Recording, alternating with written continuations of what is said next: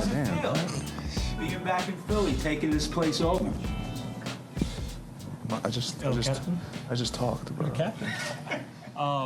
Man, it felt great. We knew this was going to be a tough environment. A little tougher than last game because there was 2,500 seats that were taken up. But we knew it was going to be a battle. We knew it was going to be a grind. And like I said, you got to give them credit. It was a tough series, a tough pace to play, but, the place we're all comfortable with. 650 to 649. That was the difference in this series between the Knicks and the Sixers. A classic series, an instant classic series. It was 6 games in length, but there was 7 games worth of drama, 7 games worth of intensity, 7 games worth of storylines. I mean, it feels like we got a 7-game series, and I'm already missing it. Like, I want more of it. I was sad to see it end.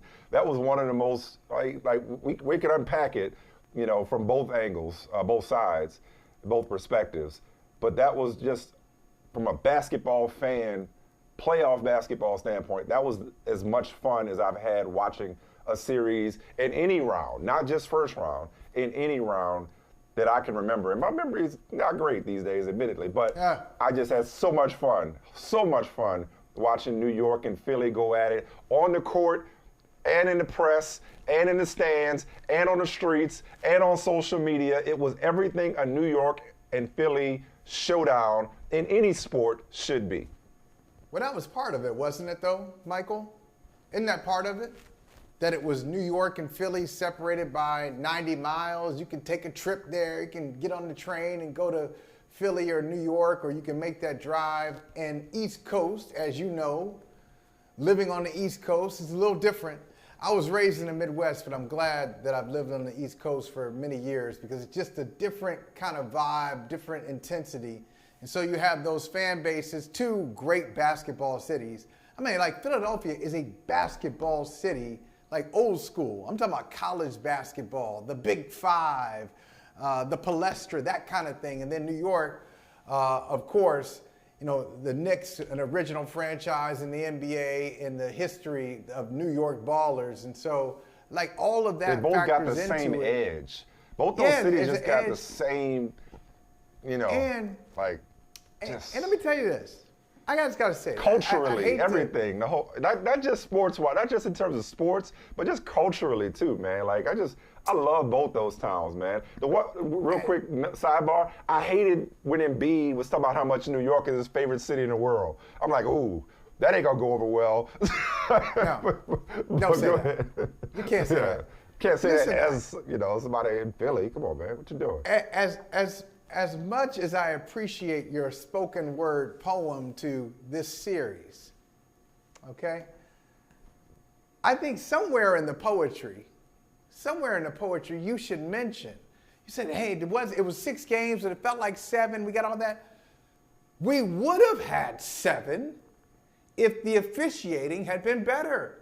Like, yes, it was a 7-game series, and the reason well, look, it's obvious. They blew a game.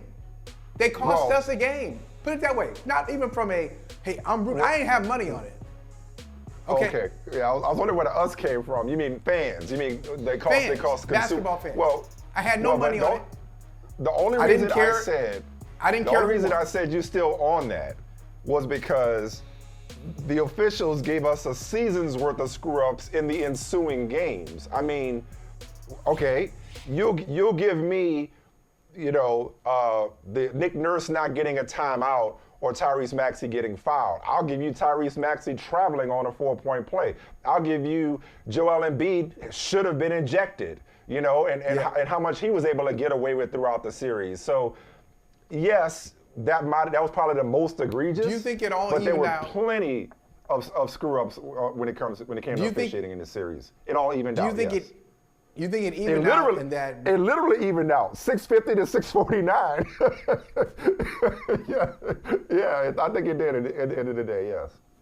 Yeah, I feel like it would have been a 7-game series if Because that changes everything, though. Like, it's, okay, yeah, traveling on a 4-point play.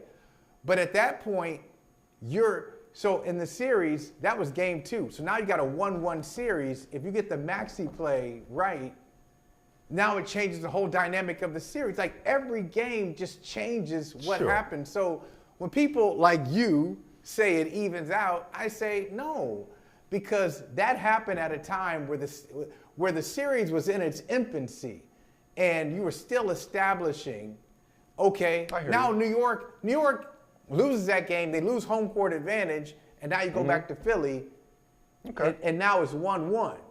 Okay. So now Philly wins that game 2-1. Like, the whole thing changed. Look, herd. You know, people say that now, herd.